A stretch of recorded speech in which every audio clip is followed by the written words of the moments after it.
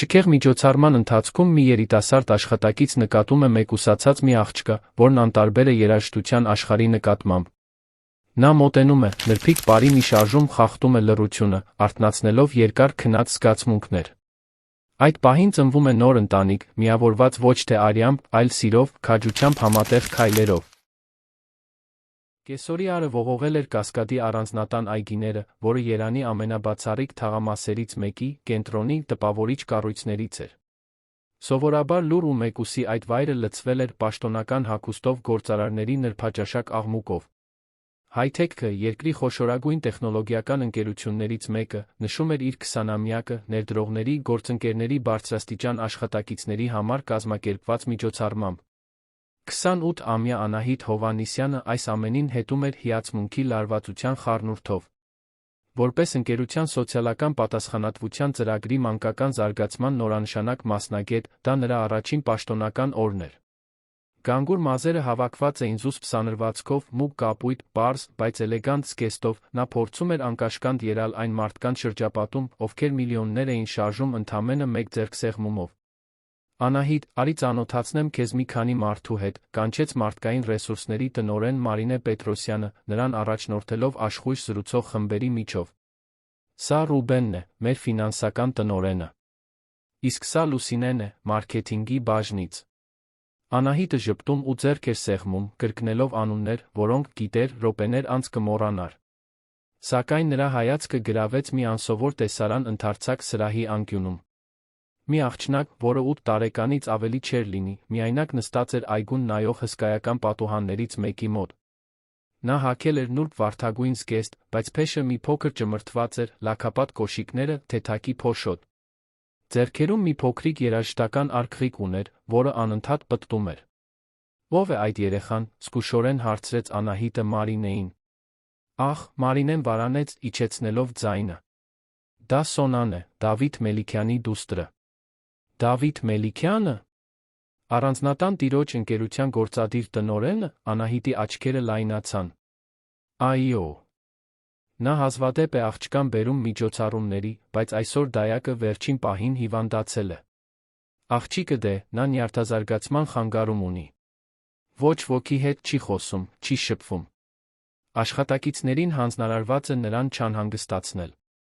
Անահիտը գլխով արեց, բայց շարունակեց հետել աղջկան։ Այդ տեսարանի մեջ, շքեղ երեկույթի կզիփեր մեկուսացած երեխա, մի բան կար, որը խորապես անհանգստացնում էր նրան։ Որպես մանկական զարգացման մասնագետ, նրա բնազդը հուշում էր, որ այդ մենությունը առողջարար չէր։ Նա միշտ այդպես մենակ է մնում։ Որքան գիտեմ, այո, պատասխանեց Մարինեն, նայելով ժամացույցին։ Դավիթը նրան հեռու է պահում ուշադրության կենտրոնից։ Ասում են, երբ Նարեն հեռացավ, նա այլս առաջվանը չեղավ, իսկ աղջիկն ամբողջովին փակվեց իր մեջ։ Նարեն։ Նրա կինը։ Սարսափելի կորուստ էր, մոտ 5 տարի առաջ։ Նախընտրում եմ մանրամասների մասին չխոսել։ Դավիթը փակ մարդ է, մենք բոլորս հարգում ենք դա։ Մարինեին կանչեց մեկ այլ խումբ, նա հեռացավ, Անահիտին թողնելով իր մտքերի հետ։ Երիտասարդ մանկավարժը շարունակում էր դիտել Սոնային։ Աղջիկը տխուր կամ անհանգիստ չէր թվում, պարզապես բացակա էր։ Կարծես մեկ այլ աշխարհում լիներ, անտարբեր այս ողջ իրարանցման նկատմամբ։ Երաժշտական արգղիկը շարունակում էր պտտվել, բայց Սոնան կարծես չէր լսում դրանից հնչող մեղեդին։ Հակառակ բոլոր խորհուրդներին, Անահիտն անդիմադրելիորեն ձգվեց դեպի սրահի այդ անկյունը։ Զգույշ քայլերով նա մոտեցավ աղջկան, ինչպես մեկը, ով չի ուզում վախեցնել թռչնակին։ Բար Սոնա, փափուկ ասաց նա, կրանալով, որպեսզի երեխայի աչքերի մակարդակին լինի։ Ես Անահիտն եմ։ Կարող եմ այստեղ նստել քեզ հետ։ Սոնան չպատասխանեց, նույնիսկ չնայեց նրան։ Շարունակում էր պտտել երաժշտական արգղիկի բռնակը ճշգրիտ ու կրկնվող շարժումներով։ Անահիտը նստեց հարգալից հեռավորության վրա։ Ինչ գեղեցիկ երաժշտություն է, մեկնաբանեց նա, թեթակի թեքելով գլուխը լսելու համար։ Վալսի է նման։ Մի կարճ պահ Սոնայի մատները դադարեցին պտտել բռնակը։ Նրա խորը շագանակագույն աչքերը թեթակի շարժվեցին Անահիտի ուղղությամբ, բայց շուտով կրկին հարվեցին դատարկությանը։ Սիրո՞ւմ ես սպառել, Սոնա, հարցրեց Անահիտը ավելի շատ բնազդով, քան որ է տրամաբանական պատճառով։ Աղջիկը լուռ մնաց, բայց մատները թեթակի թմբկահարեցին երաժշտական արգղիկի վրա։ Ես շատ էի սիրում պարել, երբ փոքր էի, շարունակեց Անահիտը։ Անկեղծ ասած, այնքան էլ լավ չէի պարում, բայց շատ էի զվարճանում։ Նա ժպտաց, հիշելով. երբեմն պարն ասում է բաներ, որոնք բառերը չեն կարող արտահայտել։ Սոնան դանդաղ շրջեց գլուխը դեպի Անահիտը։ Այժմ նրա աչքերը զարմանալի լարվածությամբ դիտում էին նրան։ Մի պահի մղումով Անահիտը մեկնեց ձեռքը։ Կուզեիր ինձ հետ պարել։ Ընդամենը մի քիչ։ Սրահը շարունակում էր աշխույժ մնալ, ոչ ոք կարծես չէր նկատում, թե ինչ է կատարվում այդ զուսպ անկյունում։ Սոնան նայեց Անահիտի մեկնած ձեռքին, հետո երաժշտական արգղիկին, նորից Անահիտին։ Հավերժություն թվացող պահից հետո աղջիկն իր փոքրիկ ձեռքը դրեց երիտասարդ մանկավարժի ձեռքի վրա։ Անահիտի սիրտը թրթռաց։ Նրբորեն նա ոտքի կանգնեց, դեռ բռնած երեխայի ձեռքը։ Սոնան երաժշտական արգղիկը թողեց նստարանին, թույլ տվեց, որ Անահիտն իրեն առաջնորդի դեպի մի ազատ տարածք, ոչ շատ հեռու, բայց հյուրերի ճանապարհից դուրս։ Եկ հետենք քո մտքում հնչող երաժշտությանը, առաջարկեց Անահիտը։ Կարող է լինել ցանկացածը, որը դու սիրում ես։ Սոնան մի քանի վայրկյան անշարժ մնաց։ Հետո, շատ նուրբ, սկսեց օրորել մարմինը։ Դա ճիշտ պար չէր, այլ ռիթմիկ, գրեթե աննկատ շարժում։ Անահիտը ուղեկցում էր նրան, հարմարվելով աղջկա լուռ ռիթմին։ Աստիճանաբար Սոնայի շարժումներն ավելի հստակ դարձան։ Մի փոքր քայլ դեպի կողք, մի զուսպ պտույտ։ Անահիտը հետում էր նրան թեթ շարժումներով, երբեք չպարտադրելով, միայն առաջարկելով։ Մի քանի րոպեի ընթացքում նրանք պարում էին լուռ վալս, ստեղծված այդ պահին։ Հենց այդ ժամանակ Անահիտը նկատեց, որ սրահի աղմուկը նվազել է։ Հետաքրքրասեր հայացքներն ուղղվել էին այն անկյունին, որտեղ նրանք պարում էին։ Որոշ հյուրեր շշնջում էին, մյուսները դիտում էին զարմանքից մինչ հուզմունք տատանվող արտահայտություններով։ Կարծես թե հանդիսատես ունենք, շշնջաց Անահիտը, ժպտալով Սոնային։ Աղջիկը բանավոր չպատասխանեց, բայց նրա աչքերն այժմ ավելի կենդանի էին, իսկ քայլերն ավելի վստահ։ Առաջին անգամ նրա շուրթերին թեթ ժպիտ նշմարվեց։ Հենց այդ պահին Անահիտը նկատեց մոտեցող վեհաշուկ կերպարանքը։ Բարձրահասակ, քունքերին ճերմակած մազերով, անթերի կարված կոստյումով, Դավիթ Մելիքյանն ուներ մի ներկայություն, որը բնականաբար հրամայում էր ուշադրություն։ Նրա դեմքը, թե նշանավորված մշտական անհանգստության գծերով, անկասկած գեղեցիկ էր։ Բայց Անահիտի ուշադրությունն ամենից շատ գրավեցին նրա աչքերը, ճիշտ Սոնայինի պես խորը լարված։ Դավիթը կանգնեց նրանցից մի քանի քայլ հեռու, դիտելով աննկարագրելի արտահայտությամբ։ Դա զայրույթ չէր, ոչ էլ ճիշտ զարմանք։ Կարծես ուրվական լիներ տեսնում։ Անահիտը սառեց։ Նա խախտել էր աղջկա հետ չշփվելու հստակ հրահանգը։ Այժմ, իր աշխատանքի առաջին օրը, կկանգներ հետանքների առաջ, ընկերության գործադիր տնօրենի առջ։ Ներեցեք, պարոն Մելիքյան, սկսեց նա, դանդաղեցնելով բարի քայլերը։ Ես չէի ուզում։ Մի դադարեք, ասաց նա ցածր, զուսպ ձայնով։ Անահիտը վարանեց, շփոթված։ Խնդրում եմ, ավելացրեց Դավիթը մի տոնով, որը գրեթե խնդրանք էր։ Շարունակեք։ Հնազանդվելով Անահիտը վերսկսեց նուրբ պարը Սոնայի հետ, որը կարծես անտարբեր էր հոր ներկայության իրենց վրա հարված հանկարծակի ուշադրության նկատմամբ։ Դավիթ Մելիքյանը մնաց անշարժ, դիտելով ամեն շարժում։ Հյուրերը, զգալով օդում կախված լարվածությունը, զգուշորեն վերադարձան իրենց զրույցներին, թե շատ հետաքրքրասեր հայացքներ դեռ ուղղված էին եռյակին։ Մի քանի րոպե անց լուռ պարը բնականոն կերպով ավարտվեց։ Սոնան բաց թողեց Անահիտի ձեռքը, վերադարձավ իր տեղը, վերցնելով երաժշտական արգղիկը, կարծես ոչինչ տեղի չէր ունեցել։ Դավիթը մոտեցավ Անահիտին։ Ինչ է ձեր անունը, հարցրեց նա մի տոնով, որը չէր մատնում նրա զգացմունքները։ Անահիտ Հովհաննիսյան, պարոն։ Այսօր եմ աշխատանքի ընդունվել սոցիալական պատասխանատվության ծրագրում, պատասխանեց նա, փորձելով պահպանել հանգստությունը։ Անահիտ, կրկնեց նա, լարված նայելով նրան։ Կցանկանայի խոսել ձեզ հետ իմ աշխատասենյակում, խնդրում եմ։ Դա այն խնդրանքը չէր, որը կարելի էր մերժել։ Սրտի թրթիռով Անահիտը գլխով արեց հետեց Դավիթին սրահի միջով, մեջքի վրա զգալով տասնյակ հետաքրքրասեր հայացքներ։ Դավիթի աշխատասենյակը գտնվում էր առանձնատան երկրորդ հարկում, երեկույթի աղմուկից հեռու։ Դա էլեգանտ, բայց զուսպ միջավայր էր, մի ամբողջ պատը ծածկող գրապահարաններով, այգիների հիասքանչ տեսարանով։ Անահիտը նկատեց ընտանեկան լուսանկարների բացակայությունը, միայն վերացական նկարներ, գործարարական մրցանակներ էին զարդարում սենյակը։ Դավիթը փակեց դուռը, Անահիտին բազկաթոռ ցույց տվեց։ Ինքը չնստեց, նախընտրելով կանգնած մնալ պատուհանի մոտ։ Այն, ինչ դուք արեցիք ներքում, սկսեց նա, արտասովոր էր։ Եթե այս պատմությունը ձեզ հետաքրքրեց, մի մոռացեք բաժանորդագրվել մեր ալիքին, ասեք մեզ, թե որ քաղաքից եք մեզ դիտում, շարունակում ենք։ Խոստանում եմ, որ սա լինելու է լավագույն պատմությունը, որը դուք կլսեք ձեր կյանքում։ Անահիտը լուռ մնաց, չիմանալով ինչպես պատասխանել։ Դավիթը նրան նայում էր անհանգստացնող լարվածությամբ։ 5 տարի է, շարունակեց նա, Սոնան նման արձագանք չի ցուցաբերել օտարների հետ։ Իրականում, ոչ ոքի հետ։ Նա ձեռքը տարավ մազերի միջով, մի հազվագյուտ ժեստ, որը մատնում էր նրա խոցելիությունը։ Դուք նրա նման երեխաների հետ փորձ ունեք։ Ես հատուկ մանկավարժության մագիստրոսի կոչում ունեմ, պատասխանեց Անահիտը։ 4 տարի աշխատել եմ նոր ուղի ինստիտուտում նյարդատարբեր երեխաների հետ։ Հասկանում եմ, գլխով արեց Դավիթը։ Իսկ ինչը ձեզ բերեց կորպորատիվ ոլորտ։ Հարցն անակնկալի բերեց Անահիտին։ Հավատում եմ, որ կարող եմ փոփոխություն բերել, լայնածավալ ներառական ծրագրեր իրականացնելով։ Երբ իմացա հigh-tech-ի նախագծի մասին պետական դպրոցների համար, անմիջապես հետաքրքրվեցի։ Դավիթը մտածկոտ քայլեց դեպի իր սեղանը։ Ես ձեզ համար այլ առաջարկ ունեմ, ասաց նա վերջապես։ Կցանկանայի, որ դուք աշխատեիք անմիջականորեն Սոնայի հետ, որպես անհատական դաստիարակ։ Կարող եմ առաջարկել ձեր ներկայիս աշխատավարձի կրկնակին։ Անահիտը թարթեց աչքերը, ապշած։ Բայց ես նոր եմ աշխատանքի ընդունվել ընկերությունում։ Պայմանագիր ունեմ, պարտավորություններ։ Ես գործադիր տնօրենն եմ, պարզապես պատասխանեց Դավիթը։ Կարող եմ դա լուծել մեկ հեռախոսազանգով։ Առաջարկը գայթակղիչ էր, բայց ինչ-որ բան այն չէր։ Ինչու ես։ Դուք ինձ հազիվ եք ճանաչում։ Դավիթը պատուհանից նայեց ներքի այգիներին։ Ես տեսա, թե ինչպես Սոնան արձագանքեց ձեզ։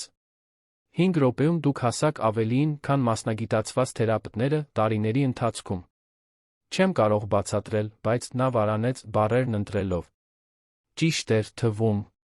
Նախքան Անահիտը կհասցներ պատասխանել, դրան մեղմ թակոցն ընդհատեց զրույցը։ Ներս մտավ Մարինե Պետրոսյանը, տեսանելիորեն լարված։ Ներեցեք, որ ընդհատում եմ, Դավիթ, բայց ճապոնացի ներդրողները ժամանել են ձեզ են հարցնում։ Դավիթը գլխով արեց։ Մի պահից այնտեղ կլինեմ։ Շրջվելով դեպի Անահիտը, ավելացրեց. Մտածեք իմ առաջարկի մասին։ Վաղը կարող ենք ավելի մանրամասն խոսել։ Այդ գիշեր, նոր Նորքի իր փոքրիկ բնակարանում, Անահիտը չկարողացավ քնել։ Դավիթ Մելիքյանի առաջարկը զարմանալի էր, ինչպես Սոնայի հետ կապված ողջ իրավիճակը։ Այդ լուր երեխայի մեջ մի բան կար, որը խորապես հուզել էր նրան։ Այն, թե ինչպես էր նա ապրում, ինչպես էին նրա աչքերը մի պահ կենթանացել։ Հաջորդ առավոտ Անահիտն իր որոշման մասին հայտնեց Մարինեին, որը կարծես թե չզարմացավ։ Դավիթ Մելիքյանը միշտ ստանում է այն, ինչ ուզում է, մեկնաբանեց մըր տնօրենը։ Հաջողություն ձեզ, Անահիտ։ Այդ աղջկան ձեզ նման մեկը պետք է։ 3 օր անց Անահիտը 2 ճամպրուկով սպասումներով ու երկյուղով լի սրտով ժամանեց Կասկադի առանձնատուն։ Միջին տարիքի տնտեսուհին, տիկին Սիրանուշը, նրան դիմավորեց ջերմ ժպիտով։ Բարի գալուստ, դոկտոր Հովհաննիսյան։ Ես ձեզ ցույց կտամ ձեր սենյակները։ Ուղղակի Անահիտ, խնդրում եմ, պատասխանեց նա, հետելով տնտեսուհուն ընդարձակ նախասրահով։ Անահիտի համար նախատեսված սենյակը գտնվում էր Սոնայի սենյակի հետ նույն հարկում, առանձնատան կողային թում։ Այն ընդարձակ էր, էլեգանտ կահավորված պաստելային երանգներով, փոքրիկ պատշգամբով, որը նայում էր այգիներին։ Սոնան հիմա իր սենյակում է, տեղեկացրեց տիկին Սիրանուշը։ Պարոն Մելիքյանը խնդրեց, որ նախ տեղավորվեք, իսկ հետո 12:39-ին իջնեք ճաշի։ Նա ներկա կլինի, օրակարգը քննարկելու համար։ Ճաշը լուռ անցավ։ Դավիթը գործնական հարցեր տվեց Անահիտի կրթության մասին, հակիրճ բացատրեց Սոնայի վիճակը։ Բժիշկները ախտորոշել են աուտիզմի սպեկտրի խանգարում, ոչ տիպիկ բնութագրերով։ Նա նորմալ խոսում էր մինչ 3 տարեկանը։ Հետո պարզապես դադարեց։ Սովորական թերապիաներն արդյունք չտվեցին։ Հասկանալի է, պատասխանեց Անահիտը, նկատելով, որ սեղանի շուրջ նստած Սոնան խառնում է ուտելիքը, առանց ուտելու, լիովին կտրված զրույցից։ Կարող եմ հարցնել նրա առօրյայի մասին։ Ինչ է նա սիրում անել։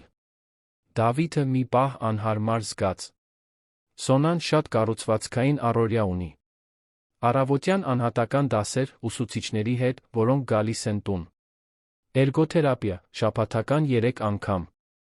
Մնացած ժամանակ նա վարանեց։ Նա հիմնականում մնում է իր սենյակում, մի քանի փազլներով գրքերով։ Անահիտը նկատեց, որ նա խուսափում է նշել բարի կամ երաժշտության մասին։ Իսկ այն երաժշտական արկղիկի մասին, որը նա ուներ միջոցառմանը։ Դավիթի դեմքը տեսանելիորեն խստացավ։ Դա պարզապես մի իր է, որին նա կապվել է։ Հատուկ նշանակություն չունի։ Բայց Անահիտը իր մասնագիտական փորձից ելնելով գիտեր, որ ասխ ունեցող երեխաների մոտ կախվածության առարկաները հազվադեպ են պատահական ընտրվում։ Այնտեղ հուզական կապ կար, որը Դավիթը կարծես վճռականորեն անտեսում էր։ Հաջորդ օրերին Անահիտը Սոնայի հետ առօրյա հաստատեց։ Աղջիկը հնազանդ էր, հետում էր հիմնական հրահանգներին, բայց մնում էր իր ներքին աշխարհում, հազվադեպ տեսողական կապ հաստատելով։ Անահիտը հարգում էր նրա տարածքը, աստիճանաբար ներմուծելով զգայական վարժություններ պարզ խաղեր։ Հենց այդպիսի մի պարապմունքի ժամանակ, հինգշաբթի օրվա անձրոտ կեսօրին, Անահիտը մի հետաքրքիր բան նկատեց։ Սոնան, կարծես թե կլանված փազլով, սկսեց նուրբ օրորվել պատուհանին զարկող անձրի ռիթմով։ Դա պատահական շարժում չէր։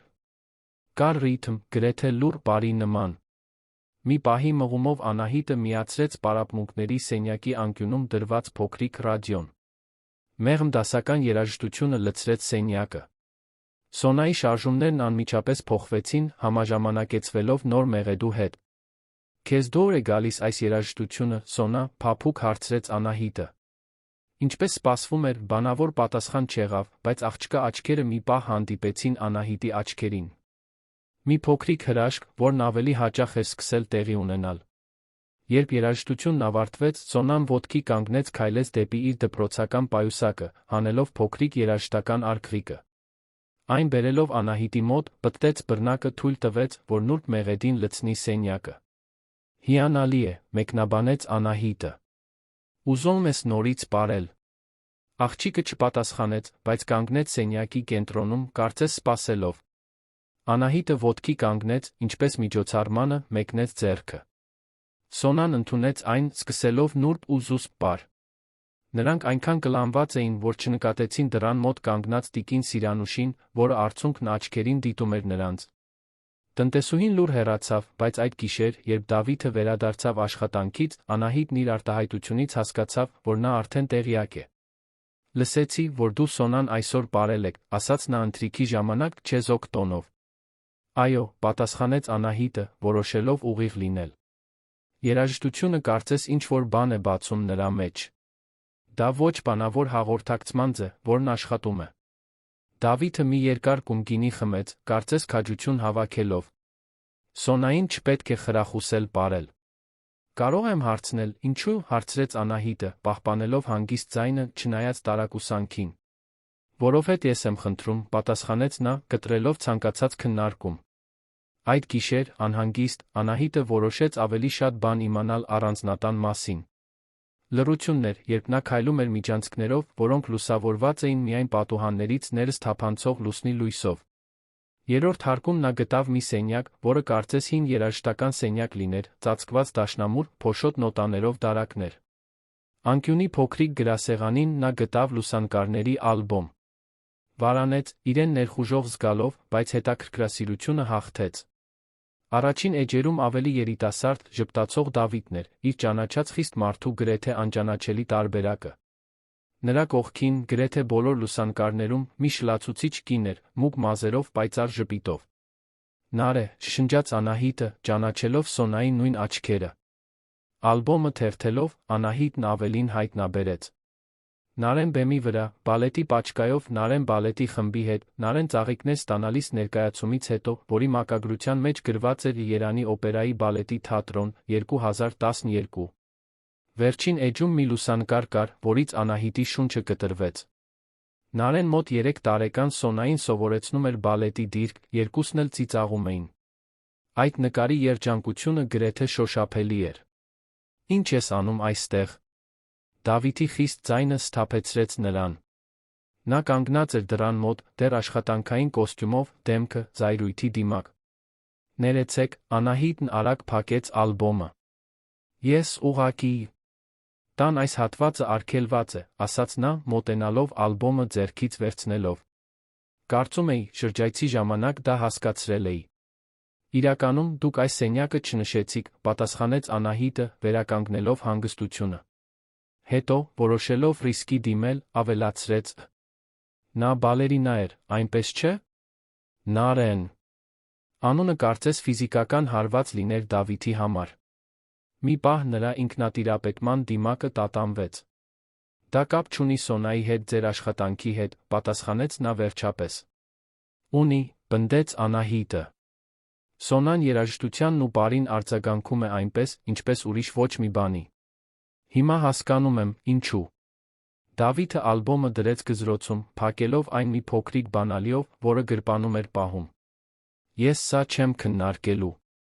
Պարն այլս այս տանը տեղ չունի։ Բայց ակնհայտորեն տեղ ունի Սոնայի մեջ, վիճեց Անահիտը։ Նա այդ երաժշտական արկղիկը գանձի պես է պահում։ Մեղեդին նրա համար հատուկ նշանակություն ունի։ Բավական է։ Բառն արձագանքեց դատարկ սենյակում։ Դավիթը խորը շունչ քաշեց, իրեն հավաքելով։ Ներեցեք։ Բայց ես պետք է, որ դուք հարգեք իմ դստեր դաստիարակության վերաբերյալ իմ որոշումները։ Նույնիսկ եթե այդ որոշումները խանգարում են նրան արտահայտվելու միակ ձով, որը կարծես թե աշխատում է նրա համար։ Հաջորդած լռությունը լի էր լարվածությամբ։ Վերջապես Դավիթը խոսեց ցածր, զուսպ ձայնով. Անահիտ, շնորհակալ եմ ձեր խանդավառության համար, բայց դուք այստեղ ընդամենը մեկ շաբաթ եք։ Դուք չգիտեք ամբողջ պատմությունը։ Ապա պատմեք ինձ, խնդրեց նա։ Օգնեք ինձ հասկանալ։ Նա նայեց պատուհանից դուրս, գիշերին։ Մի պահ թվաց, թե կբացվի, բայց հետո նրա կեցվածքը կրկին խստացավ։ Ուշ է։ Երկուսս էլ հանգստի կարիք ունենք։ Բարի գիշեր, Անահիտ։ Եվ դրանով նա հեռացավ, նրան թողնելով միայնակ անպատասխան հարցերով աճող համոզմունքով, որ Սոնային օգնելու բանալին ինչ-որ կերպ կապված է այն անցյալի հետ, որը Դավիթն այդքան հուսահատ փորձում էր թաղել։ Հաջորդ օրը, երբ Անահիտը Սոնայի հետ զգայական վարժություններ էր անում, նա մի բան նկատեց երաժշտական արկղիկի վրա, որը աղջիկը միշտ իր հետ էր կրում։ Երբ Սոնան տիկին Սիրանուշի ուղեկցությամբ գնաց լոգարան, Անահիտն ավելի մանրամասն զննեց իրը։ Շրջելով այն, նա ներքի մասում փորագրված մի բան հայտնաբերեց. Կլարայի համար, ով պարում է աստղերի մեջ։ Հավերժական սիրով, Նարե։ Կլարա։ Մի անուն, որը նա երբեք չէր լսել։ Ով կլիներ Կլարան, ինչու Սոնայի երաժշտական արկղիկի վրա նվիրում կլիներ մեկ ուրիշին։ Անահիտը արկղիկը վերադարձրեց ճիշտ այն տեղը, որտեղ այն դրված էր, բայց նրա միտքը եռում էր նոր հարցերով։ Այս պատմության մեջ ավելին կար, քան Դավիթը պատրաստ էր բացահայտել, նա վճռական էր ճշմարտությունը պարզելու, ոչ թե հետաքրքրասիրությունից, այլ որովհետև ավելի ու ավելի ուժգին էր զգում, որ Սոնայի լռության բուժումը կախված էր դրանից։ Երաժշտական արկղիկի վրա փորագրված Կլարա անվան հայտնաբերումը դարձավ այն գլուխկոտրուկի կենտրոնական մասը, որը Անահիտը փորձում էր հավաքել։ Հաջորդ 2 շաբաթվա ընթացքում նա շարունակեց իր աշխատանքը Սոնայի հետ, պաշտոնապես հարգելով Դավիթի արգելքը պարային պարապմունքների վերաբերյալ, բայց ուշադիր հետելով, թե ինչպես է աղջիկն արձագանքում երաժշտական խթաններին այլ գործունեության ընթացքում։ Սոնան ռիթմերի նկատմամբ արտասովոր զգայունություն էր ցուցաբերում։ Արտ-թերապիայի պարապմունքների ժամանակ նրա նկարներն ավելի շատ գույն ու հստակություն էին ստանում, երբ ֆոնին երաժշտություն էր հնչում։ Նրա շարժումներն ավելի սահուն էին դառնում, պակաս կոշտ, տեսողական կապը, դեռ հազվադեպ ու կարճ, ավելի հաճախ էր տեղի ունենում։ Անահիտը մանրամասնորեն փաստաթղթավորում էր յուրաքանչյուր արձագանք, հիմքեր ստեղծելով Դավիթին ներկայացնելու համար, երբ ճիշտ պահը գար։ Մինույն ժամանակ, նա փորձում էր ավելին իմանալ ընտանիքի անցյալի մասին, առանց կասկածներ հարուցելու։ Հենց տիկին Սիրանուշն էր, որ ակամա, առաջին նշանակալի հուշումը տվեց։ Մի առավոտ, երբ օգնում էր պարապմունքների սենյակում նյութերը դասավորել, տնտեսուհին խոսեց մի հին տեսայրիզների արկղի մասին, որը գտել էր ձեղնահարկը մաքրելիս։ Դրանք մի սնդուկի մեջ էին, որը տարիներով ոչ ոք չէր բացել, բացատրեց նա։ Տիկին Նարեի ներկայացումների ձայնագրություններն են օպերայի թատրոնում։ Պարոն Դավիթը հրամայեց ամեն ինչ պահել, բայց մտածեցի, գուցե կուզենայիք տեսնել։ Մեր Սոնային ավելի լավ հասկանալու համար։ Անահիտը վարանեց։ Այդ տեսանյութերն առանց թույլտվության դիտելը անձնական կյանքի էլ ավելի մեծ ներխուժում էր թվում, քան լուսանկարների ալբոմը թերթելը։ Մյուս կողմից, ցանկացած տեղեկություն կարող էր վճռորոշ լինել Սոնային օգնելու համար։ Նա պետք չէ, որ իմանա, ավելացրեց տիկին Սիրանուշը դավադիր հայացքով։ Մենք բոլորս միայն լավն ենք ուզում աղջկա համար։ Այդ կեսօրին, երբ Սոնան հանգստանում էր, իսկ Դավիթը երանի իր գրասենյակում էր, Անահիտը դիտեց ձայնագրությունները իր նոութբուքով։ Էկրանին շլացուցիչ Նարե Մելիքյանն էր, որը կատարելությամբ կատարում էր Կարապի լճի քայլերը։ Նրա շնորհն ու բեմական ներկայությունը հիպնոսացնող էին։ Մեկ այլ, ավելի ոչ պաշտոնական ձայնագրության մեջ Նարեն պարապում էր մասնավոր ստուդիայում, ծիծաղելով, երբ փորձում էր հիմնական քայլեր սովորեցնել տեսանելիորեն անջարպիկ Դավիթին։ Այդ ժպտացող տղամարդու Անահիտի ճանաչած խիստ գործարարի միջ հակադրությունը տպավորիչ էր։ Վերջին տեսանյութը, սակայն, այն էր, որից նրա սիրտը կանգ առավ։ Նարեն, պարզ զգեստով, պարում էր մոտ 3 տարեկան Սոնայի հետ, բռնած նրա փոքրիկ ձեռքերը, մինչ նուրբ պտտվում էր։ Ֆոնին հնչող մեղեդին ճիշտ նույնն էր, ինչ երաժշտական արկղիկինը։ Ցույց տուր Կլարա տատիկին, թե ինչքան գեղեցիկ ես պարում, ասում էր Նարեն տեսանյութում, մինչ տեսախցիկը շարժվում էր, ցույց տալու բազկաթոռին նստած մի տարեց կնոջ, որն արցունքն աչքերին ծափահարում էր։ Կլարա։ Սոնայի տատիկը, Նարեի մայրը։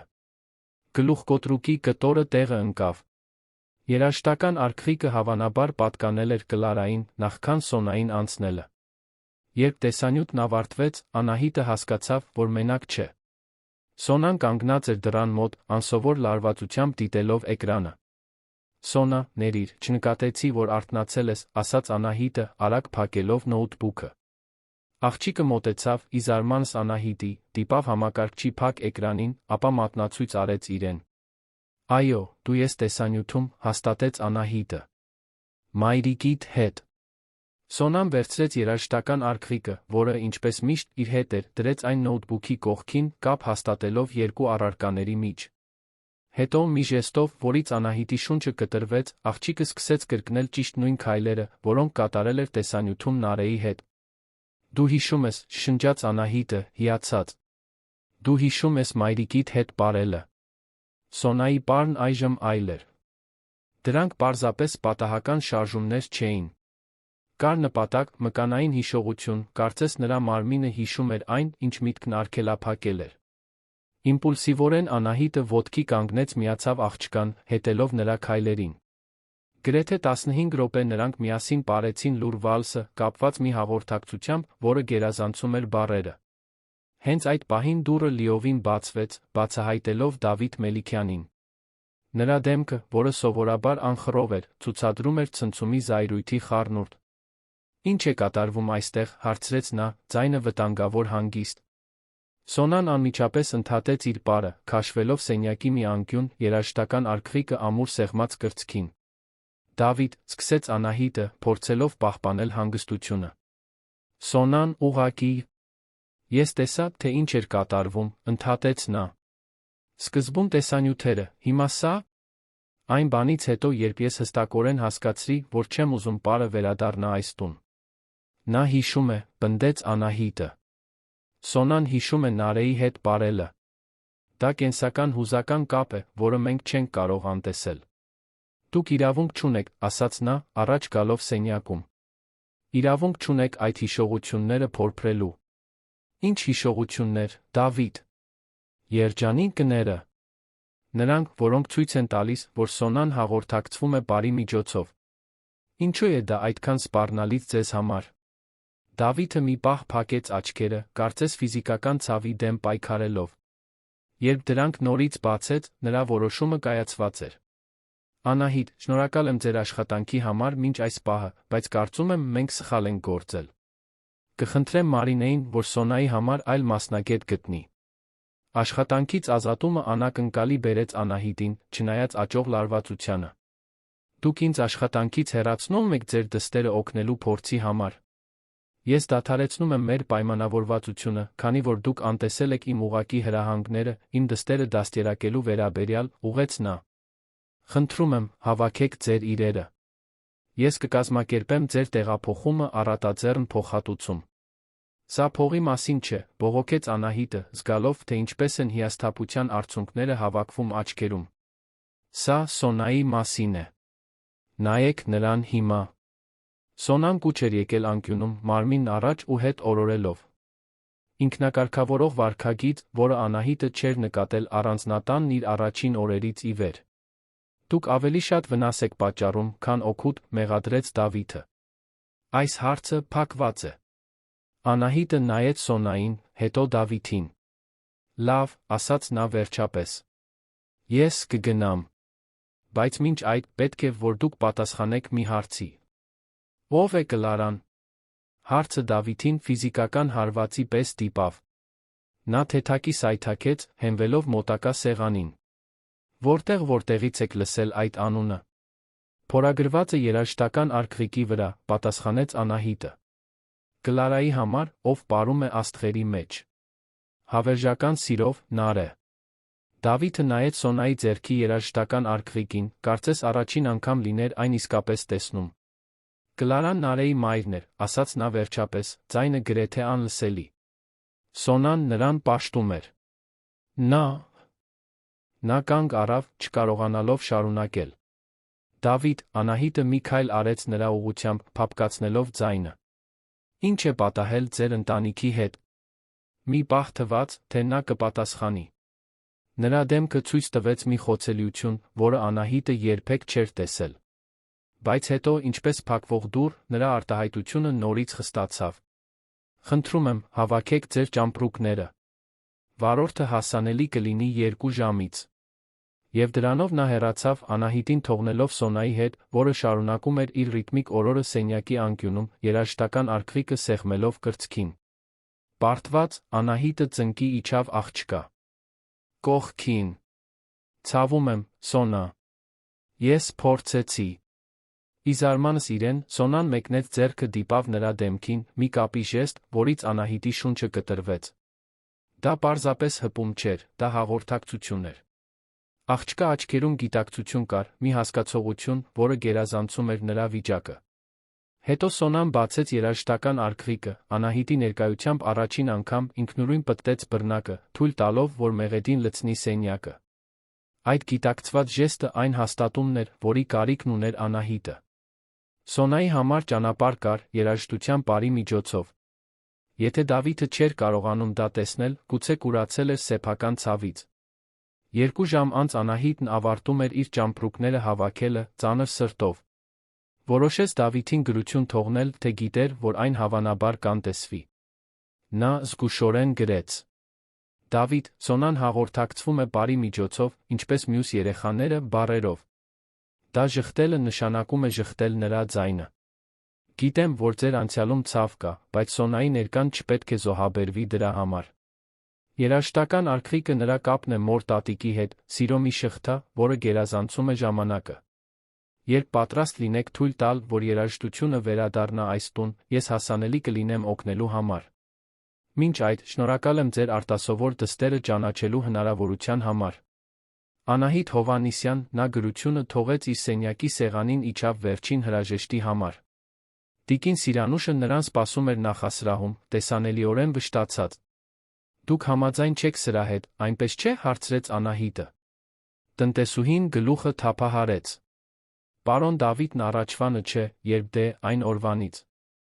Բայց կարծում էի, դուք կկարողանայիք օգնել նրան հաղթահարել։ Օգնել Սոնային նույնպես հաղթահարել։ Իրականում ինչ է պատահել, տիկին Սիրանուշ, Անահիտը չկարողացավ չհարցնել, թե գիտեր, որ դա տեղին չէ։ Տնտեսուհին շուրջը նայեց, համոզվելու, որ մենակ են։ Ավտովթար էր, Դիլիջանից վերադառնալիս։ Տիկին Նարեն, տիկին Կլարան տեղում մահացել են։ Սոնան մեքենայում էր, բայց գրեթե անվնաս է փրկվել, գոնե ֆիզիկապես։ Դրանից հետո դադարեց խոսել, դադարեց պարել, դադարեց լինել այն ուրախ աղջիկը, որն էր։ Եվ Դավիթն արգելեց բարի ցանկացած հիշողություն, որովհետև այն կապում է կորստի հետ, եզրակացրեց Անահիտը, վերջապես հասկանալով։ Այո։ Նա վաճառեց տիկին Նարեի բարի ստուդիան, նվիրաբերեց բոլոր զգեստները, պահեց բոլոր լուսանկարները։ Կարծում եմ, հավատում էր, որ ջնջելով այդ հիշողությունները կարող է ջնջել ցավը։ Բայց դա այդպես չի աշխատում, մրմնջաց Անահիտը։ Հատկապես ոչ Սոնայի համար։ Ոչ, համաձայնեց տիկին Սիրանուշը։ Աղջկան այդ հիշողությունները պետք են։ Դրանք այն ամենն են, ինչ նա ունի մորից։ Ազդանշանի ձայնն ընդհատեց զրույցը, վարորդը ժամանել էր։ Անահիտը գրկեց տնտեսուհուն, խնդրելով, որ հոգ տանի Սոնային։ Հետո ծանր սրտով նստեց մեքենան, որը նրան կտաներ դեպի Երան, իր փոքրիկ բնակարանը նոր նորքում այն կյանքը, որը թողել էր ընդամենը մի քանի շաբաթ առաջ։ Այն, ինչ նա չգիտեր, այն էր, որ հենց այդ պահին Դավիթ Մելիքյանն իր աշխատասենյակում էր, կարդալով վերընթերցելով իր գրությունը, աչքերում չթափված արցունքներով։ Եվ որ Սոնան իր սենյակում միայնակ պարում էր երաժշտական արկղիկի ձայնի տակ, առաջին անգամ այն օրվանից, երբ իր կյանքը ընդմիշտ փոխվել էր։ 3 օր անցավ առանց Կասկադի առանձնատնից որե լուրի։ Անահիտը վերականգնեց կապը հին գործընկերների հետ, սկսելով նոր աշխատանք փնտրել, փորձելով անտեսել այն դատարկությունը, որը զգում էր Սոնային թողնելուց հետո։ Անքուն գիշերներին նա մտովի վերապրում էր աղջկա հետ անցկացրած յուրաքանչյուր պահը, յուրաքանչյուր փոքր առաջընթաց, մտածելով, թե արդյոք կարող էր ավելին անել, արդյոք կարող էր համոզել Դավիթին տեսնել իր ցավից այն կողմ։ Երրորդ օրվա երեկոյան նրա բնակարանի դռան զանգը հնչեց։ Անահիտը, արդեն գիշերանոցով պատրաստվելով մեկ անհանգիստ գիշերվա, զարմացավ ուշ այցից։ Նայեց դռնաղցիկից սիրտը կանգ առավ։ Դավիթ Մելիքյանը կանգնած էր միջանցքում, ձեռքին բռնած իր թողած գրությունը։ Դողացող ձեռքերով նա բացեց դուռը։ Դավիթ։ Նա հոգնած տեսք ուներ, աչքերի տակ խորը ստվերներով չսափրված մորուքով։ Լիովին տարբերվող միշտ անթերի գործադիր տնօրենի կերպարից։ Կարող եմ ներս մտնել, հարցրեց նա խռպոտ ձայնով։ Անահիտը մի կողմ քաշվեց, թույլ տալով նրա մուտքը։ Նրա փոքրիկ բնակարանը, պարզ կահույքով գրքերով լի պատերով, էլ ավելի փոքր թվաց Դավիթի վեհաշուկ ներկայությամբ։ Ներեցեք այսպես հայտնվելու համար, սկսեց նա, կանգնած մնալով սենյակի մեջտեղում։ Բայց ձեր գրությունը կարդալուց հետո չկարողացա դադարել մտածել։ Անահիտը ցույց տվեց բազմոցը, որտեղ երկուսն էլ նստեցին։ Սոնայի հետ ինչ-որ բան է պատահել, հարցրեց նա անհանգիստ։ Նա դադարել է ուտել, պատասխանեց Դավիթը, ձեռքերով շփելով դեմքը։ Ոչ լիովին, բայց գրեթե։ Հրաժարվում է սենյակից դուրս գալ։ Եվ նա վարանեց։ Երաժշտական արկղիկը չի դադարում նվագել։ Ցերեկ ու գիշեր։ Նա հաղորդակցվում է, բացատրեց Անահիտը։ Միակ ձով, որով կարող է։ Դավիթը դանդաղ գլխով արեց։ Կարծում եմ, դուք ճիշտ էիք։ Իսկ ես վախենում եմ, Անահիտ։ Ինչից եք վախենում։ Նա նայեց նրան, առաջին անգամ Անահիտը հստակ տեսավ ցավը Դավիթի մուգ աչքերում, նույն ցավը, որը տեսել էր Սոնայի աչքերում։ Վախենում եմ հիշելուց։ Վախենում եմ առաջ շարժվելուց։ Վախենում եմ նա Սոնային կորցնելուց։ Այսպես սկսվեց մի զրույց, որը տեց մինչ լուսաբաց։ Դավիթը վերջապես բացվեց վթարի մասին, այն մասին, թե ինչպես էր գտել Սոնային հիվանդանոցում ֆիզիկապես գրեթե անվնաս, բայց հուզականորեն քայքայված, կարճած երաժշտական արկղիկից, որը Կլարան միշտ իր հետ էր պահում։ Արկղիկը Կլարայինն էր, բացատրեց նա։ Նարեն նվիրել էր նրան, երբ որոշեց բալետի կարիերա սկսել, հակառակ հոր կամքի։ Դա այն ազատության խորհրդանիշն էր, որը Կլարան երբեք չուներ, բայց ապահովեց դստեր համար։ Անահիտը լսում էր, թույլ տալով, որ Դավիթը վերջապես ազատի տարիների զսպված ցավը։ Նա խոսեց այն մասին, թե ինչպես էր ծանոթացել Նարեի հետ օպերայի թատրոնի մի ներկայացման ժամանակ, ինչպես էր սիրահարվել նրա էներգիային կյանքի հանդեպ կրքին, ինչպես էին ամուսնացել, չնայած իր պահպանողական ծնողների առարկություններին, որոնք ապագա չէին տեսնում բալերինայի հետ հարաբերություններում։ Ես սիրում էի պարը, որովհետև սիրում էի Նարեին, խոստովանեց Դավիթը, մինչ արը սկսում էր ծագել Անահիտի փոքրիկ բնակարանի պատուհաններից։ Վթարից հետո չէի կարողանում դիմանալ։ Ամեն երաժշտական նոտա դանակի պես էր։ Անահիտս մեկ բաժակ սուրճ լցրեց։ Իսկ Սոնան։ Դուք հարցրել եք, թե նա ինչ էր զգում։ Դավիթն իջեցրեց աչքերը։ Ինչպես կարող էի։ Նա դադարեց խոսել։ Բժիշկներն ասացին, որ դա ընտրողական մուտիզմ է, տրավմայի պատասխան։ Սկզբում փորձեցինք սովորական թերապիաներ, բայց ոչինչ չէր օգնում։ Ժամանակի ընթացքում կարծում եմ ընդունեցի նրա լռությունը որպես մշտական։ Բայց նա երբեք չի դադարել հաղորդակցվել, ընդգծեց Անահիտը։ Պարզապես փոխել է ձ. Պարը նրա լեզուն է հիմա, Դավիթ։ Նա երկար լուր մնաց։ Ինչ պետք է անեմ, հարցրեց նա վերջապես։ Թույլ տվեք, որ նա բարի, պարզապես պատասխանեց Անահիտը։ Թույլ տվեք, որ նա վերամիանա իր այդ մասնիկին իր մոր հիշողությանը։ Դավիթի դեմքի խոցելիությունը շոշափելի էր։ Չգիտեմ, կարող եմ Սոնային բարելիս տեսնելը։ Նարեի ուրվականին տեսնելու պես է։ Դա ուրվական չէ, նրբորեն ուղեց Անահիտը։ Դա ժառանգություն է։ Դա կյանք է, Դավիթ։ Առավոտյան առաջին լույսերը լուսավորում էին փոքրիկ սենյակը, ստվերներ ստեղծելով ընդգծելով երկուսի հոգնած արտահայտությունները խոստովանությունների գիշերվանից հետո։ Դավիթը ոտքի կանգնեց, քայլելով դեպի պատուհանը։ Կվերադառնաք, հարցրեց նա, դեռ մեջքով կանգնած։ Սոնային օգնելու գուցե նա ինձ։ Անահիտը չվարանեց։ Այո։ Նույն օրը կեսօրին Անահիտը վերադարձավ Կասկադի առանձնատուն։ Սոնան, տեսնելով նրա մուտքը, թողեց փազլը, որով առանց խանդավառության խաղում էր, վազեց նրա գիրկը, առաջին ինքնաբուխ գրկախառնությունը, որը նա երբե տվել էր որե մեկին վթարից հետո։ Ես էլ քեզ կարոտել էի, շշնջաց Անահիտը, հուզված։ Տիկին Սիրանուշը, դիտելով տեսարանը, չկարողացավ զսպել արցունքները։ Դավիթը հեռվից կանգնած էր, տեսանելիորեն անհարմար, բայց չմիջամտեց։ Հաջորդ օրերին Անահիտը իրականացրեց աստիճանական ծրագիր, որը պարային թերապիայի տարրեր էր ներառում Սոնայի հետ պարապմունքներում։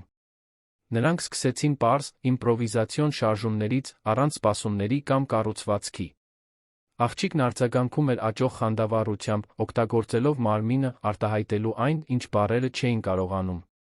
Դավիթը երբեմն դիտում էր, միշտ դռան մոտից, երբեք լիովին սենյակ չմտնելով։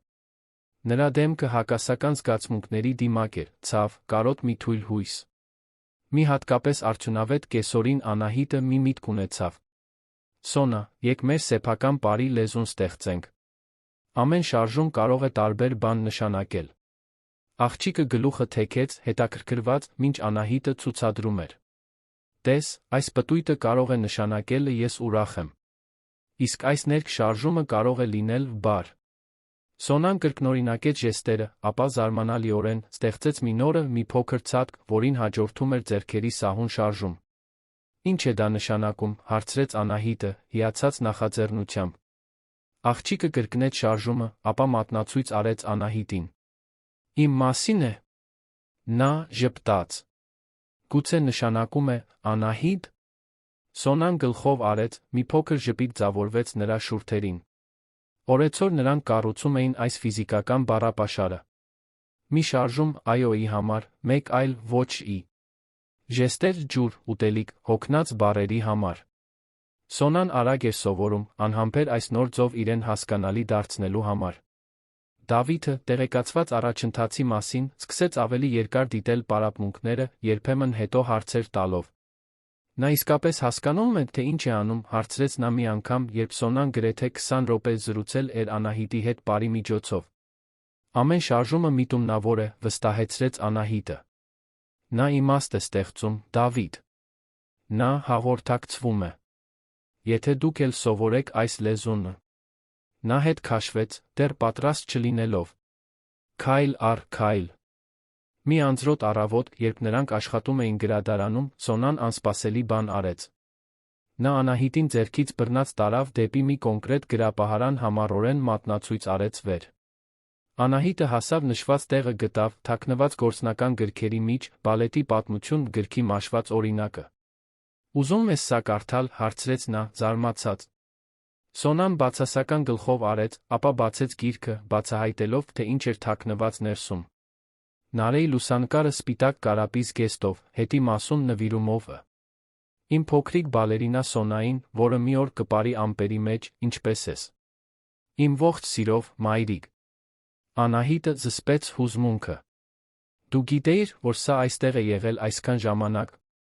Սոնան արեց այն շարժումը, որը նշանակում էր այո, ապա կատարեց մի հաջորդականություն, որը Անահիտն արդեն ճանաչում էր որպես ցույց տալ հայրիկին։ Ուզում ես սա ցույց տալ հայրիկիդ։ Անահիտը վարանեց։ Համոզված ես։ Աղջիկը կրկնեց ժեստն ավելի մեծ շեշտադրմամբ։ Այդ գիշեր, երբ Սոնան քնեց, Անահիտը լուսանկարը տարավ Դավիթի աշխատասենյակ։ Նա երկար զննեց այն, մատով գծելով Նարեի դեմքի ուրվագիծը։ Սոնան է գտել սա, բացատրեց Անահիտը։ Եվ ուզեց, որ դուք տեսնեք։ Ինչո՞վ։ Նրա ձայնը գրեթե անլսելի էր։ Կարծում եմ, նա փորձում է կամուրջ կառուցել, Դավիթ։ Անցյալի ներկայի միջ։ Ձեր երկուսի միջ։ Մեկ շաբաթ անց Անահիտը համարձակ բան առաջարկեց. կցանկանայի մուտք ունենալ Նարեի հին Պարի ստուդիա, եթե այն դեռ գոյություն ունի։ Դավիթը տեսանելիորեն լարվեց։ Ես վաճառել եմ ստուդիան։ Ես նկատի չունեմ արտրային ստուդիան։ Տիկին Սիրանուշը նշեց, որ տարածքում մի տեղ կար, վերափոխված ջերմոց, որտեղ Նարեն պարապում էր։ Նա ոտքի կանգնեց, անհանգիստ։ Այն տարիներով փակ է։ Դա կարող է անվտանգ տարածք լինել Սոնայի համար, ավելի խորը ուսումնասիրելու արտահայտման այս ձ. Պնդեց Անահիտը։ Հատուկ վայր, տարբեր այն սենյակներից, որտեղ մենք մյուս թերապիաներն ենք անում։ Երկար ներքին բանավեճից հետո Դավիթը համաձայնեց ցույց տալ տեղը։ Հին ջերմոցը գտնվում էր տարածքի հետնամասում, մասամբ թաքնված բաղեղներով, որոնք տարիների ընթացքում անկանոն աճել էին։ Ներսը փոշոտ էր ու անխնամ, բայց դեռ պարունակում էր էականը, փայտե հատակ, պատերին տեղադրված բալետի ձողեր, մեծ հայելիներ, թե ծածկված սավաններով։ Սա նրա ապաստարանն էր, բացատրեց Դավիթը, ձայնը խեղդված հուզմունքից։ Ամեն օր գալիս էր այստեղ, նույնիսկ Սոնայի ծնվելուց հետո։ Ասում էր, որ բնական լույսը կատարյալ է ապրելու համար։ Անահիտը դիտում էր, թե ինչպես է կեսօրվա լույսը ներս թափանցում կեղտոտ պատուհաններից, ոսկեգույն նախշեր ստեղծելով փոշոտ հատակին։ Գեղեցիկ է, մրմնջաց նա։ Կարող ենք վերականգնել այն։ Դավիթը շուրջը նայեց, կարծես մութ անկյուններում պարող ուրվականներ տեսնելով։ Չգիտեմ, կարող եմ պարբերաբար այստեղ գալ։ Պետք չէ, վստահեցրեց Անահիտը։ Սա սկզբում Սոնայի համար տարածք կլինի։ Բայց գուցե, մի օր։ Զարմանալիորեն, Դավիթը գլխով արեց։ Ես կկազմակերպեմ մաքրությունը անհրաժեշտ վերանորոգումները։ Ջերմոցի վերափոխումը արագ տեղի ունեցավ։ Մեկ շաբաթվա ընթացքում տարածքը մաքուր էր, հայելիները բաց, հատակը փայլեցված։ Անահիտը բերեց գունավոր բարձր, բույսեր փոքրիկ ձայնային համակարգ։ Վայրը, որը նախկինում իր լքվածության մեջ ուրվականային էր, այժմ հնարավորություններ էր ճառագում։ Երբ Սոնան տեսավ վերականգնված ջերմոցը, նրա արձագանքն արտասովոր էր։ Նա քայլում էր տարածքով, կարծես սուրբ հողի վրա լիներ, դիպչելով ձողերին, հայելիներին, պատերին։ Հետո նա նայեց Անահիտին խոնավ աչքերով նոր շարժում արեց, ձեռքերը խաչած սրտի վրա, ապա մեկնած առաջ։ Ինչ է դա նշանակում, հարցրեց Անահիտը, թե զգում էր, որ արդեն գիտի։ Սոնան կրկնեց ժեստը, ապա մատնացույց արեց Նարեի լուսանկարը, որը Անահիտը զգուշորեն դրել էր մի անկյունում։ Շնորհակալություն է։ Կամ գուցե, սեր։ Աղջիկն արեց, այո։ Ժեստը, ապա նորից ցույց տալ հայրիկին ժեստը։ Ուզում ես, որ հայրիկը դել տեսնի այս տեղը։ Մեկ այլ, ավելի շեշտված է այո։ Անահիտը վարանեց։ Նա կարող է պատրաստ չլինել, Սոնա։ Աղջիկը մեկ այլ ժեստ արեց, փակ բռունցքներ, որոնք դանդաղ բացվում էին, ինչպես ծաղիկներ։ Դա նոր շարժում էր, որը Անահիտը չճանաչեց։ Ինչ է դա նշանակում։ Սոնան կրկնեց ժեստը, ապա մատնացույց արեց Դավիթի լուսանկարը, որը Նարեի լուսանկարի կողքին էր։ Հայրիկիդ հետ կապ ունի։ Սոնան գլխով արեց, կրկնեց շարժումը, ապա արեց այն ժեստը, որը նշանակում էր ժամանակ։ Հայրիկիդ համար ժամանակ։ Անահիտը փորձեց մեկնաբանել։ Նրան ժամանակ է պետք, բացվելու, փոխվելու։ Խանդավառ, այո։ Անահիտը ժպտաց, հիացած այն 8-ամյա երեխայի իմաստությամբ, որին շատերը սահմանափակ էին համարում։ Հաջորդ շաբաթների ընթացքում ջերմոցը դարձավ Սոնայի սրբավայրը։ Այնտեղ Անահիտի նուրբ առաջնորդությամբ նա ուսումնասիրում է շարժումներ, ստեղծում հաջորդականություններ, արտահայտում զգացմունքներ մարմնի միջոցով։ Անահիտը ամեն ինչ փաստաթղթավորում էր, ստեղծելով ժեստերի բառարան, որը կիսում էր տիկին Սիրանուշի աղջկա հետ աշխատող այլ մասնագետների հետ։ Դավիթը հեռու էր մնում, բայց Անահիտը նկատում էր նրա աճող հետաքրքրասիրությունը։ Երբեմն նա գտնում էր նրան, զննելիս ժեստերի բառարանը կամ դիտելիս պարապմունքների տեսանյութերը, որոնք նա ձայնագրում էր։ Դա դանդաղ, բայց հետողական առաջընթաց էր։ Մի նշանակալի առաջընթաց եկավ անսպասելի տեղից։ Փնտրելով զգայական գործունեության համար նյութեր առանձնատան պահեստում, Անահիտը գտավ մի կնքված արկղ, ձեռագիր գրված Նարէ անունով։ Նա վարանեց այն բացել, բայց նրա ինտուիցիան հուշում էր, որ այն կարող է ինչ-որ կարևոր բան պարունակել։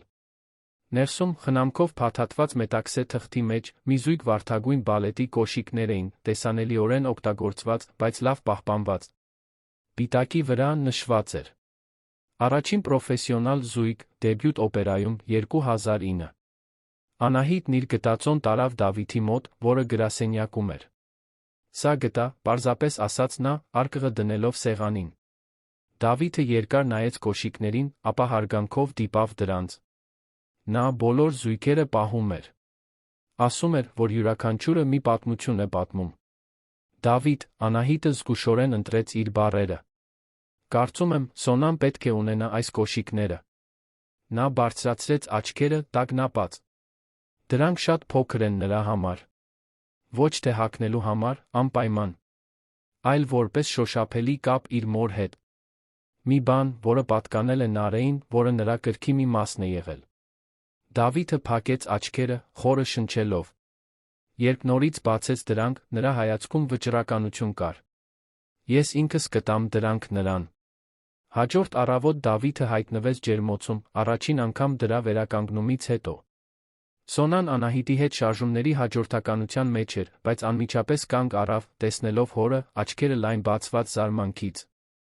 Կարող եմ ներս մտնել, հարցրեց նա, վարանելով։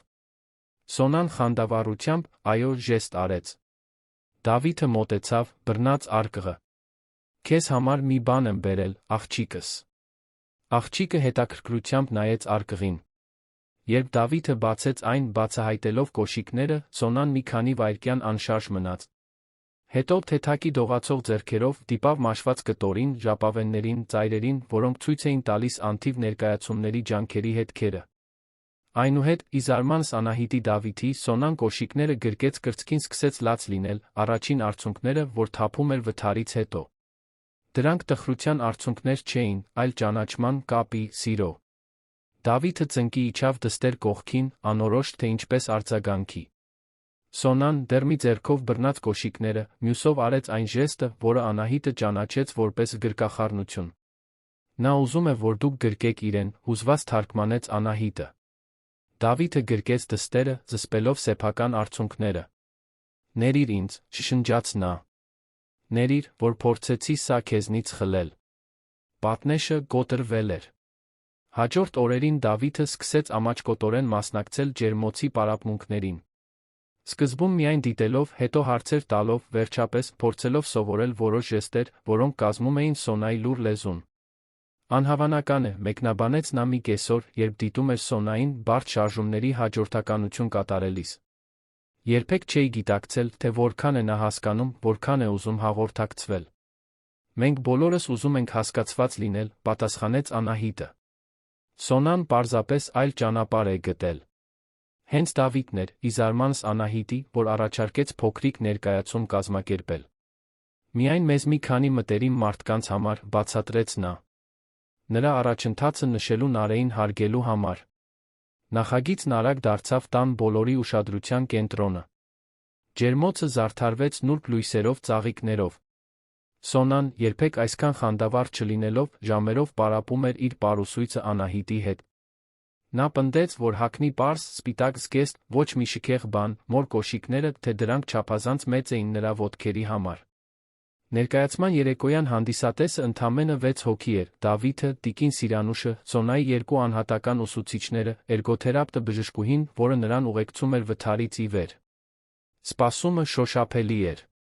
Անահիտը, հանդես գալով որպես պատմող, հակիրճ բացատրեց Սոնայի ստեղծած շարժումների իմաստը, նրանց միասին մշակած մարմնի լեզուն, թե ինչպես էր պարը դարձել աղջկա համար կենսական հաղորդակցմանց։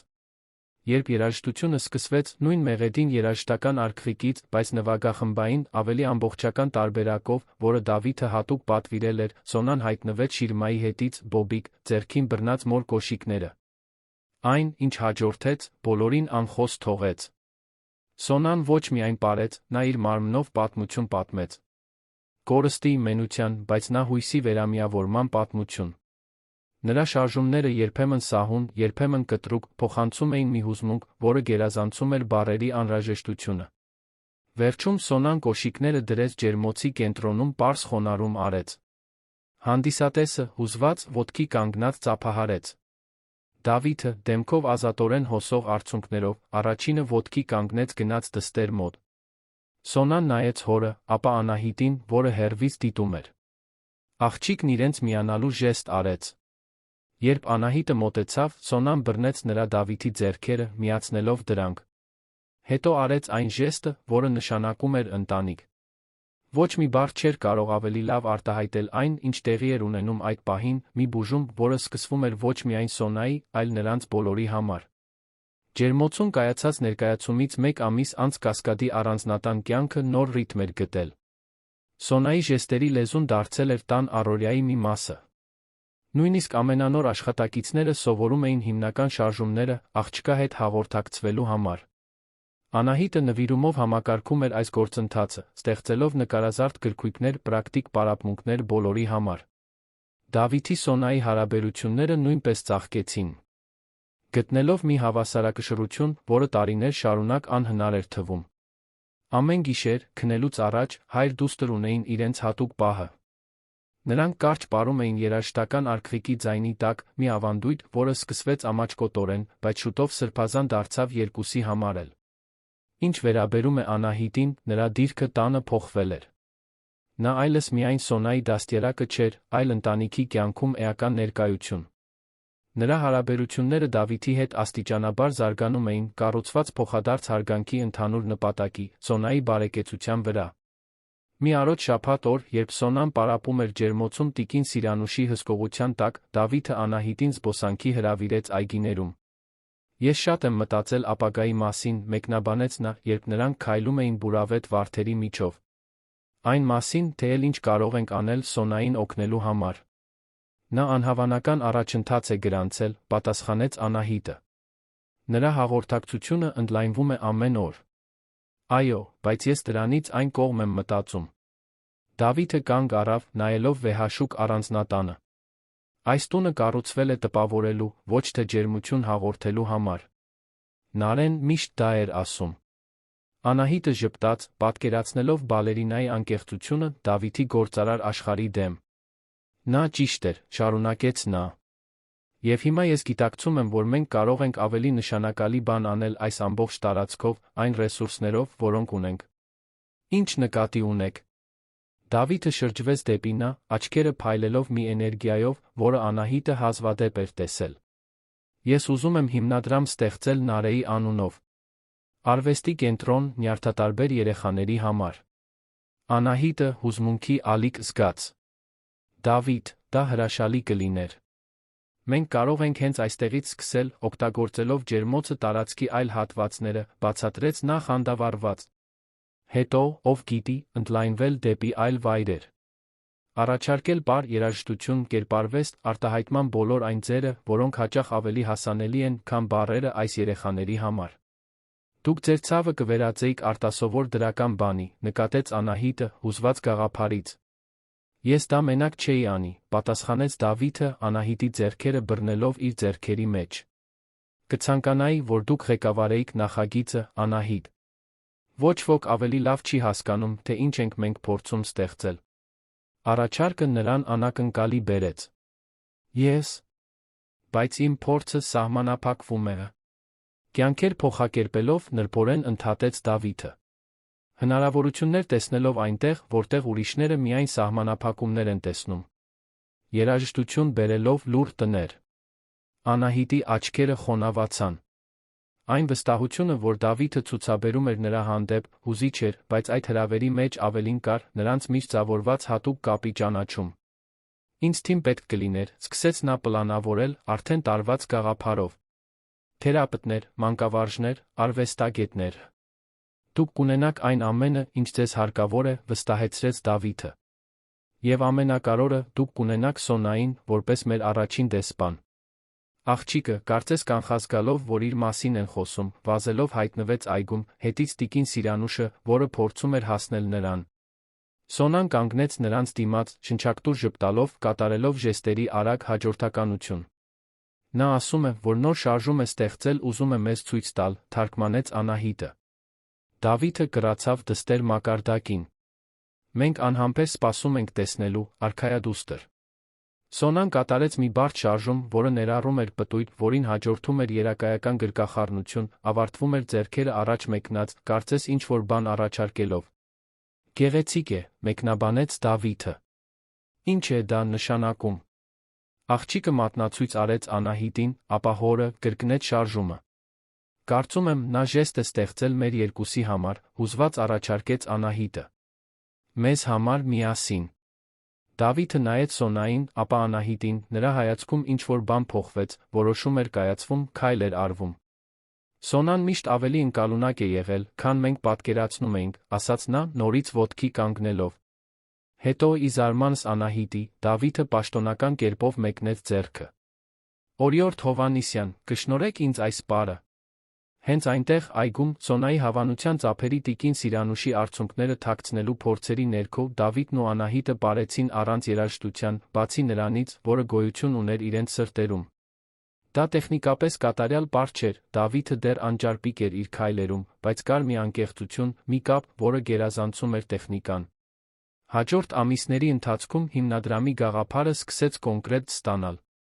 Դավիթը առանձնատան արելիանքը վերածեց գրասենյակների դասասենյակների, վարձեց ճարտարապետների, տարբեր երեխաների զգայական կարիքներին հարմարեցված տարածքներ նախագծելու համար, սկսեց Նարէ Մելիքյանի անվան ներառական արվեստների հիմնադրամի գրանցման գործընթացը։ Անահիտը գրքով սուզվեց նախագծի մեջ, ուսումնասիրելով մեթոդաբանություններ, հավաքագրելով մասնագետներ, մշակելով ուսումնական ծրագրեր։ Սոնայի հետ նրա փորձը դարձել էր հիմնադրամի փիլիսոփայության հիմնաքարը, այն համոզմունքը, որ յուրաքանչյուր երեխա ունի յուրահատուկ ձայն, նույնիսկ երբ այդ ձայնը բառերով չի արտահայտվում։ Սոնան, իր հերթին, ծաղկում էր։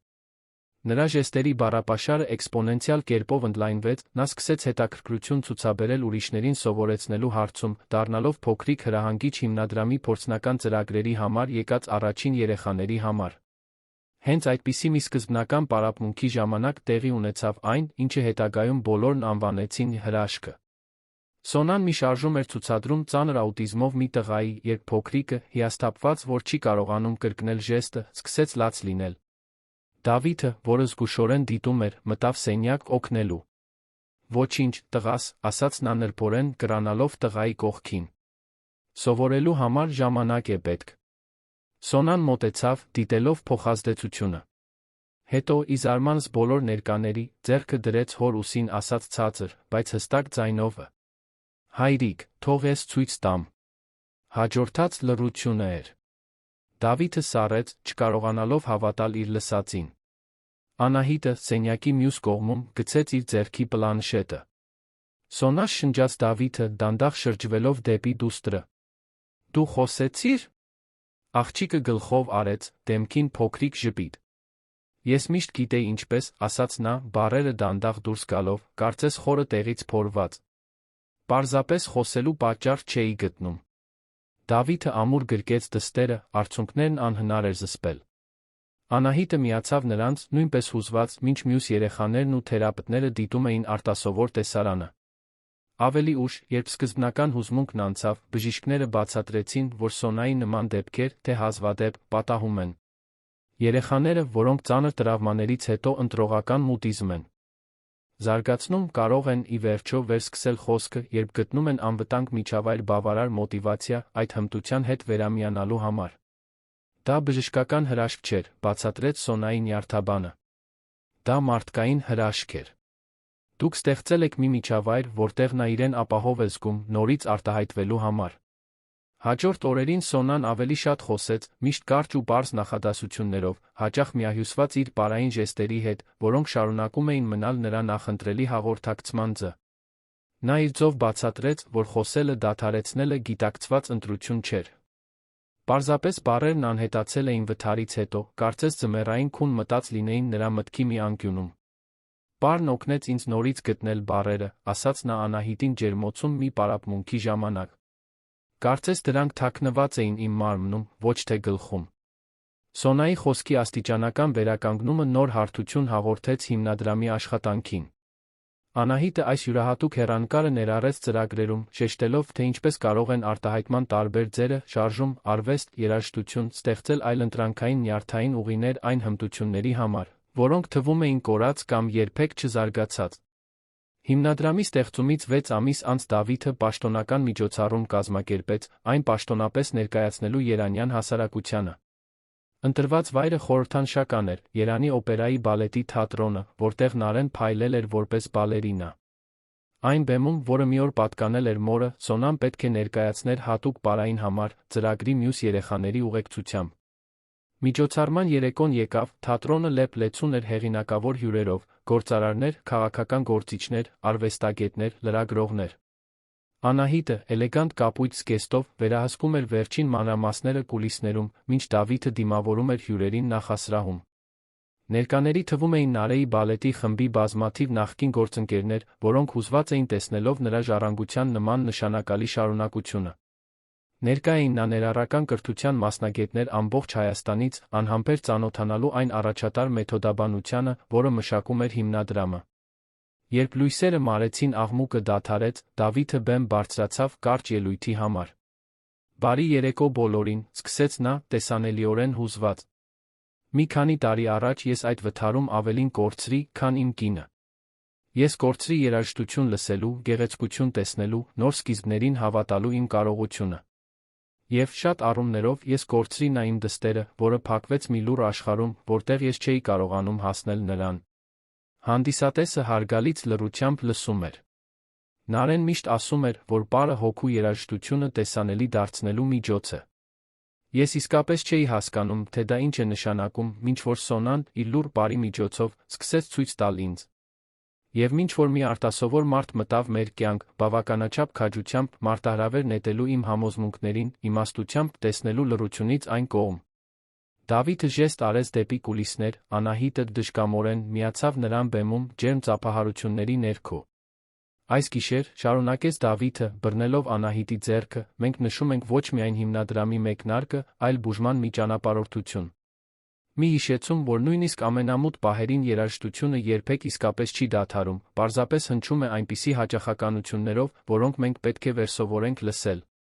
Վարագույրները բացվեցին, բացահայտելով Սոնային բեմի կենտրոնում, պարզ սպիտակ զգեստով մորը պատկանած կոշիկներով, որոնք այժմ հարմարեցված էին իր չափսին։ Նրա կողքին 6 այլ երեխաներ էին, տարբեր նյարդատարբեր վիճակներով, բոլորը հիմնադրամի փորձնական ծրագրի մասնակիցներ։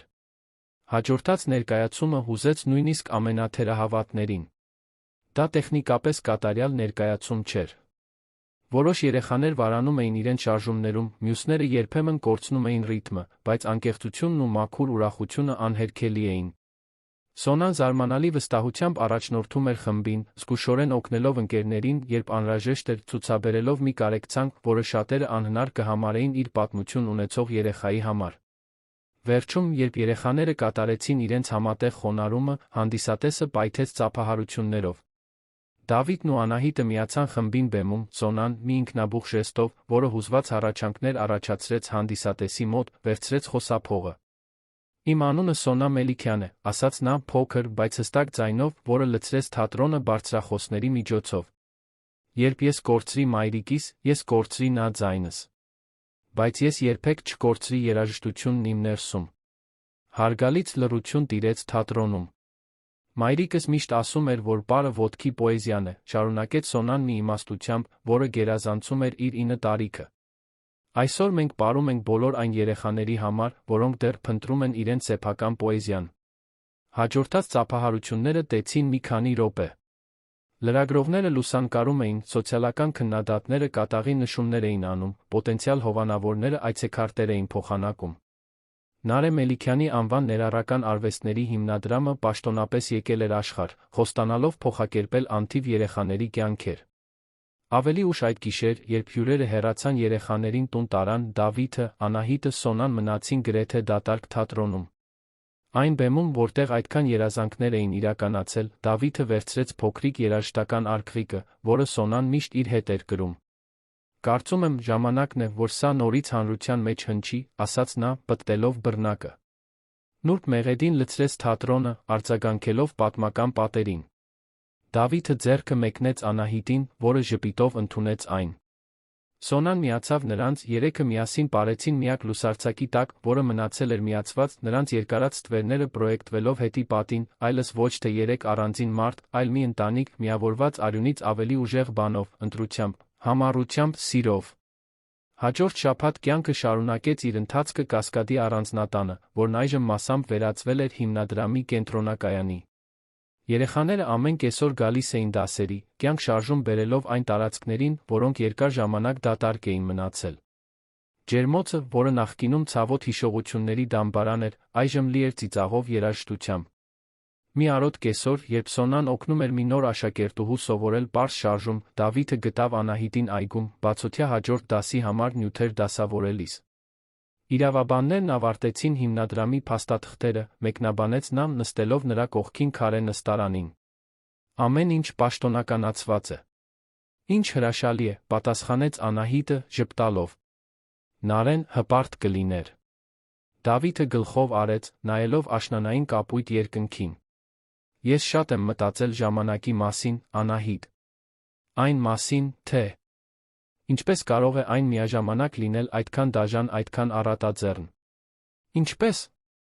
Դաժան, որովհետև մեզանից խլում է մարդկանց, որոնց սիրում ենք, բացատրեց նա։ Առատաձեռն, որովհետև, ի վերջո, բերում է ուրիշներին, որոնք օգնում են մեզ վերակառուցել։ Անահիտը զգաց, թե ինչպես են այտերը կարմրում։ Վերջին ամիսներին նրա հարաբերությունները Դավիթի հետ խորացել էին, բայց երկուսն էլ պահպանում էին հարգալից հեռավորություն, առաջնահերթություն տալով Սոնայի բարեկեցությանը հիմնադրամի զարգացմանը։ Անահիտ, շարունակեց Դավիթը, ուղիղ նայելով նրան։ Գիտեմ, որ մեր սկիզբը բարդ էր։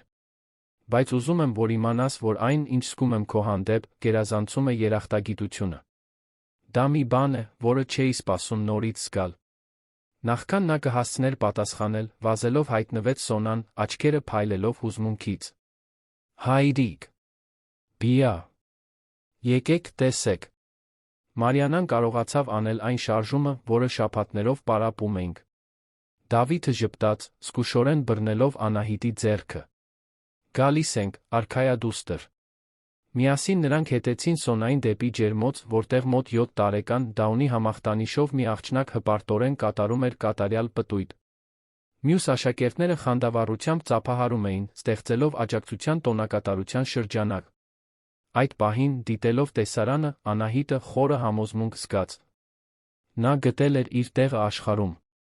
Ոչ միայն մասնագիտորեն, այլ հուզականորեն։ Այս իմպրովիզացված ընտանիքը, այս առանձնատունը, որը վերածվել էր բուժման ապաստարանի, այս ժառանգությունը, որը կառուցվել էր ցավի վրա, բայց ծաղկում էր ուրախության մեջ, այս ամենն այժմ իր մի մասն էր, ինչպես ինքն էր այս ամենի մի մասը։ Արգղիկի երաժշտությունը, որը մի օր խորհրդանշում էր կորուստ, այժմ օրորում էր նոր պատմություն, ընդհատված քայլերի մի պատմություն, որոնք, ի վերջո, նորից գտան իրենց ռիթմը։ Լռությունների պատմություն, որոնք վերածվեցին պարերի, բացակայությունների, որոնք տեղի տվեցին նոր ներկայություններին, սիրով ընտրությամբ վերաձավորված ընտանիքների։ Մինչ Դավիթը մի ձեռքով գրկում էր Սոնային, մյուսով մոտ պահում Անահիտին, մեղեդին շարունակվում էր, անտեսանելի, բայց շոշափելի, կապելով անցյալը, ներկան ապագան քավության կատարյալ պարուսույցի մեջ։ Սիրելի ունկնդիրներ, հուսով ենք, որ Անահիտի, Դավիթի Սոնայի պատմությունը հուզեց ձեր սրտերը։ Այս հուզական ճանապարհորդությունը շարունակելու համար մենք պատրաստել ենք հատուկ երգացանք, նույնքան գրավիչ պատմություններով։ Գտեք այն այստեղ, սեղմելով ձախ կողմում։ Եթե ձեզ դուր եկավ այս պատմությունը, մի մոռացեք բաժանորդագրվել մեր ալիքին դնել ձեր հավանումը տեսանյութի տակ։ Ամեն օր մենք ներկայացնում ենք յուրահատուկ պատմություններ, որոնք բացահայտում են կյանքի բարդությունը։ Բաց մի թողեք մեր հաջորդ նյութերը։ Անհամբեր սպասում ենք կարդալու ձեր մեկնաբանությունները։